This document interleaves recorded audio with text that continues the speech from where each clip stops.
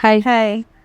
ഇന്നെന്താ രാവിലെ ഇല്ലായിരുന്നല്ലോ, എവിടെ ആയിരുന്നു? അത് ചേച്ചി ഞാനൊരു സിനിമ കാണാൻ വേണ്ടിയിട്ട് പോയിരുന്നു. അതാണ് ചേച്ചി രാവിലത്തെ ഷിഫ്റ്റിന് കയറാൻ പറ്റാത്തതോ. ഏത് സിനിമ? അതിപ്പോൾ നമ്മളെ മാത്യു തോമസിന്റെ ഒരു 3D മൂവി ഇറങ്ങിയില്ലേ, ലൗലി, അത് കാണാൻ വേണ്ടിയിട്ടാണ്. അതിന്റെ ബൈറ്റ് എടുക്കാൻ ഞാനും പോയിട്ടുണ്ടായിരുന്നു. എങ്ങനെയുണ്ടായിരുന്നു ചേച്ചി? ആൾക്കാരുടെ അഭിപ്രായമൊക്കെ എങ്ങനെയുണ്ടായിരുന്നു? പറയുമ്പോൾ നെഗറ്റീവ് ആണെന്ന് ആരും കരുതരുത്. നമുക്ക് നമ്മുടേതായിട്ടുള്ള അഭിപ്രായം അല്ല പറയുന്നത്. നമ്മുടെ പബ്ലിക് ഓഡിയൻസ് എന്താണ് പറയുന്നത് അത് നിങ്ങളുടെ അടുത്തും കൂടെ പറയുവാണ്. പൊതുവേ അവർ പ്രേക്ഷകർ പറയുന്നതെന്ന് പറഞ്ഞു കഴിഞ്ഞാൽ സിനിമ അത്രയ്ക്ക് അങ്ങ് വലിയ സുഖപ്പെട്ടില്ല, വലിയ പ്രതീക്ഷകളോടൊക്കെയാണ് ചെന്നത്. 3D പ്രശ്നമായതുകൊണ്ട് പ്രതീക്ഷ സിനിമ കണ്ടതല്ലേ അതില്ലേ. അപ്പം എന്താ ചേച്ചി ഇപ്പം ചേച്ചി പറഞ്ഞതുപോലെ തന്നെ ഹൈബ്രിഡ് 3D മൂവിയാണ്. ഒരു 3D മൂവി എന്ന് പറയുമ്പം ആസ് എ പ്രേക്ഷക നമുക്ക് എല്ലാവർക്കും ഒരു പ്രതീക്ഷയുണ്ടായിരിക്കും, ഇങ്ങനെയാണ് അങ്ങനെയായിരിക്കും, അടിപൊളിയായിരിക്കും എന്നൊരു പ്രതീക്ഷയോടായിരിക്കും. പക്ഷേ അതിനുള്ള ഒന്നും ഉണ്ടായിരുന്നില്ല. സത്യം പറഞ്ഞു കഴിഞ്ഞാൽ നമ്മുടെ ഈ തിയേറ്റർ റെസ്പോൺസ് കണ്ടവർക്കറിയാം. അതിലൊരു ചേട്ടൻ പറയുന്നുണ്ട്, ഫസ്റ്റ് ഒരു പാൻ മസാലയുടെ ആഡ് കാണിക്കുന്നുണ്ട്, ആ ഒരു ഇതിലും പിന്നെ കുറച്ച് ഈച്ചയുടെ സീൻസും ഉണ്ട്. അതിൽ മാത്രമേ സത്യം പറഞ്ഞാൽ എനിക്ക് 3Dയുടെ ഒരു എഫക്റ്റ് തോന്നിയുള്ളൂ. ബാക്കിയെല്ലാം നോർമലായിട്ട്. ഇപ്പം ചേച്ചി ആ കണ്ണാടി എടുത്തിട്ട് നോക്കിക്കഴിഞ്ഞാൽ ഒരു ഡുവൽ പേഴ്സൺ അല്ലെങ്കിൽ ഒരു ബ്ലറായിട്ട് നമുക്ക് ആ ഒരു ഇമേജ് തോന്നും. കണ്ണാടി വയ്ക്കുമ്പോൾ അതൊന്ന് ക്ലിയർ ആയിട്ട് കാണാറേ ഉള്ളൂ, അത്രേ തോന്നിയുള്ളൂ. നമുക്കിപ്പോൾ 3D എന്ന് പറയുമ്പോൾ എന്തുവാണ്, നമ്മുടെ മുന്നിലോട്ട് ഇറങ്ങി നമ്മുടെ ഫ്രണ്ടിൽ നിന്ന് ആ വിഷ്വൽസ് നമുക്ക് കാണാൻ പറ്റും. കുട്ടിച്ചേർത്തനൊക്കെ കണ്ടിട്ട് അതുപോലെ തന്നെയാണ് അത്. അപ്പോൾ ആ ഒരു എഫക്റ്റ് ഒന്നും സത്യം പറഞ്ഞാൽ എനിക്ക് തോന്നിയിട്ടില്ല. ഒരു 3D മൂവി അതിലേക്ക് മാത്രമല്ല, പ്രേക്ഷകർ ഒരുപാട് അഭിപ്രായം പറയുന്നുണ്ട്. അവരും പറയുന്നുണ്ട് അവർക്കും ഫീലിംഗ് ഒന്നും തോന്നുന്നില്ല, അങ്ങനെ ഒരു അഭിപ്രായം. അതെ 3D ആണ് കാണുന്നത് എന്നുള്ള ഒരു ഇതൊന്നും തോന്നുന്നില്ല. പിന്നെ ഞാൻ ചോദിച്ച വേറൊരു ഇതുണ്ടായിരുന്നു, കുട്ടികൾക്ക് കാണാൻ പറ്റിയ ഒരു എൻ്റർടൈൻമെൻ്റ് ആണോ എന്ന് ചോദിച്ചപ്പോൾ അതിന് അവർ പറയുന്നത് കുട്ടികൾക്ക് കാണാം. എന്താ അതുല്യ അങ്ങനെ എനിക്ക് കുട്ടികൾക്ക് കാണാൻ പറ്റുന്ന സിനിമയാണെന്ന് തോന്നുന്നില്ല. കാരണം കോമഡി എലമെന്റ്സ് ഒന്നും വലുതായിട്ടില്ല.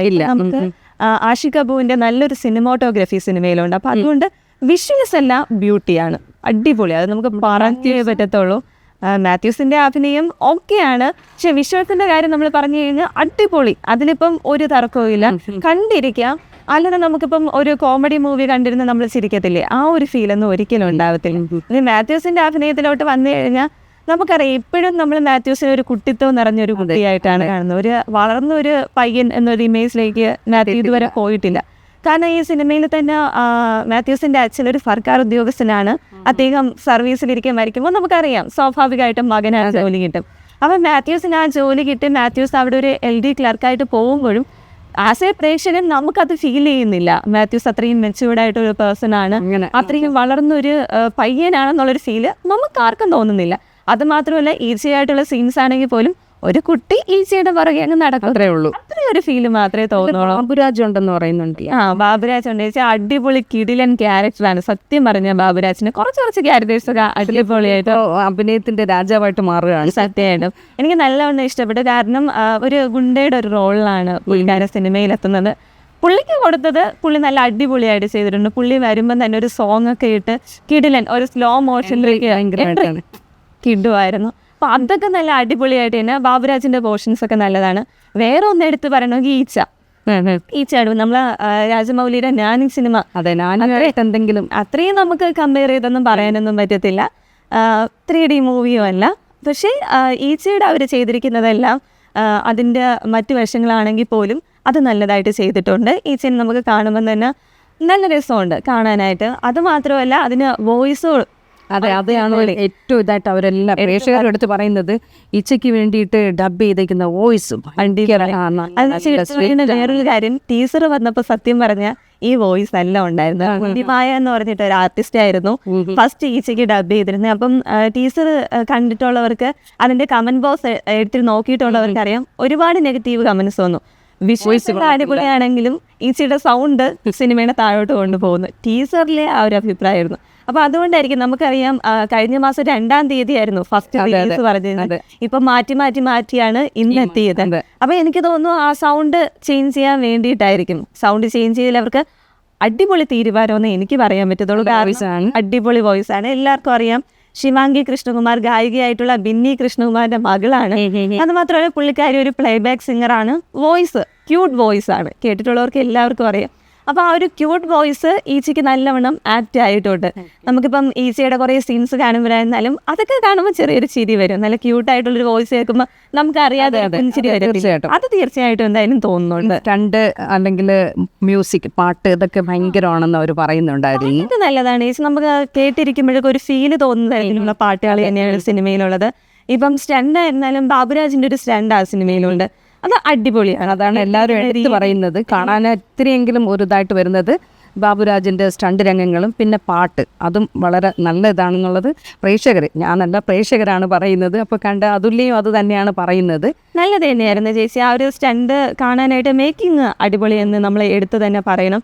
വേറൊരു കാര്യം തോന്നിയത് സിനിമയിൽ മെയിനായിട്ട് അവർ ഫോക്കസ് ചെയ്തിരിക്കുന്നത് മാത്യുവും ആ ഈച്ചയും തമ്മിലുള്ള ബന്ധം അത് തന്നെയാണ്. ഇപ്പം സിനിമയുടെ ഒരു പകുതി എടുക്കുമ്പോൾ മാത്രമേ ഈച്ചേനെ കാണിക്കുന്നുള്ളൂ എങ്കിൽ പോലും ഒരു ബന്ധം കാണിക്കുന്നുണ്ട്. പക്ഷേ അത് കറക്റ്റായിട്ട് പ്രേക്ഷകരിലേക്ക് എത്തിക്കാനായിട്ട് സത്യം പറഞ്ഞാൽ സംവിധായകന് കഴിഞ്ഞിട്ടില്ല. ഇപ്പം അത് ഇപ്പം അതുല്യ പറഞ്ഞ വളരെ സത്യമാണ്. ഇതിലൊരാൾ ഒരു പ്രേക്ഷകൻ പറയുന്നുണ്ട്, ഈ സിനിമ എവിടെ തുടങ്ങുന്നു എവിടെ അവസാനിപ്പിക്കുന്നു എന്നുള്ള ഒരു പിടിയുമില്ല.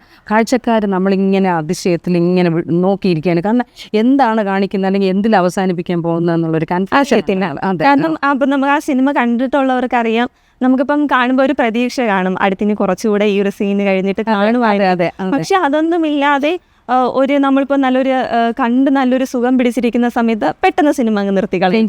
ഒരു ഒന്നുമില്ല, എന്തോ ഒരു കുറച്ച് കാട്ടിക്കൂട്ടലുകൾ കാണിക്കുന്നു, സിനിമ തീരുന്നു. അതാണ് അവസാന ക്ലൈമാക്സിലുണ്ടായിരിക്കുന്നത്. അപ്പം അത് പ്രേക്ഷകർക്ക് എങ്ങനെയായിരിക്കും അവരെടുത്തിട്ടുണ്ടാവുക എന്ന് കണ്ടത് അങ്ങനെയാണ്. തീർച്ചയായും നമ്മുടേതായിട്ടുള്ള അഭിപ്രായങ്ങളാണ് നിങ്ങൾക്ക് മുന്നിൽ. അതായത് നമ്മളെ കാഴ്ചപ്പാടിൽ നമ്മളൊരു സിനിമ കാണുന്നു, അത് എങ്ങനെയാണ് നെഗറ്റീവ്. ഒരിക്കലും നമ്മൾ ഒരു ഫിലിംസിനെയും നെഗറ്റീവായിട്ട് കാണുന്നില്ല. തീർച്ചയായിട്ടും. പക്ഷേ നമ്മൾ ഒന്നിനെയും നമ്മൾ നെഗറ്റീവായിട്ട് കണ്ട് പറയുന്നതല്ല. പക്ഷേ പ്രേക്ഷകരുടെ അഭിപ്രായം പിന്നെ കാണുന്ന നമ്മുടെ അഭിപ്രായം അത് മാത്രമേ പറയുന്നുള്ളൂ. ഇപ്പം ആസ് ഞാൻ കണ്ടൊരു പേഴ്സൺ എന്ന് വെച്ചിട്ട് എനിക്ക് തോന്നിയതെന്ന് പറഞ്ഞാൽ സിനിമ കാണാൻ പറ്റിയ ഒരു സിനിമ തന്നെയാണ്. പക്ഷേ നമ്മളിപ്പം നാനിയുടെ ആ ഈച്ച ആ ഒരു സിനിമയൊക്കെ കണ്ടിട്ട് അല്ലെങ്കിൽ മൈ ഡിയർ കുട്ടിച്ചാത്തനൊക്കെ അത്രയും വലിയൊരു 3D മൂവി അല്ലെങ്കിൽ രാജമൗലി ഇങ്ങനെയാണ് എടുത്തത്, ആ ഒരു ഹൈപ്പ് വെച്ചിട്ട് ആരും കാണാൻ പോവരുത്. നല്ലൊരു പടം തന്നെയാണ്. നമുക്ക് വെക്കേഷൻ സമയത്ത് ഇനി കുറച്ച് ദിവസമല്ലേ ഉള്ളത്. അപ്പൊ അത്രയും ദിവസം കുട്ടികൾക്ക് എന്തായാലും കാണാൻ പറ്റുന്ന ഒരു സിനിമ അവർ കണ്ട് അതിൻ്റെ അഭിപ്രായം പറയട്ടെ. അപ്പോൾ ഇതിൽ നമ്മൾ സത്യസന്ധമായ അഭിപ്രായങ്ങൾ നിങ്ങൾക്ക് മുന്നിൽ എത്തിക്കുന്നു. ഇനി നിങ്ങൾ പ്രേക്ഷകരായ നിങ്ങളാണ് തീരുമാനിക്കേണ്ടത്. പിന്നെ നിങ്ങൾക്കും പോയി കാണാൻ പറ്റുന്ന ഒരു സിനിമ തന്നെയാണ്. അപ്പോൾ നിങ്ങളുടെ അഭിപ്രായം എന്താണെന്ന് നിങ്ങൾക്ക് നമ്മളിൽ നിന്നും നിങ്ങൾക്കും മനസ്സിലാകും നമ്മൾ പറഞ്ഞത് എന്താണ്, എന്തെങ്കിലും ശരിയുണ്ടോ തെറ്റാണോ തീർച്ചയായിട്ടും അപ്പോഴും മനസ്സിലാവും. തീർച്ചയായിട്ടും.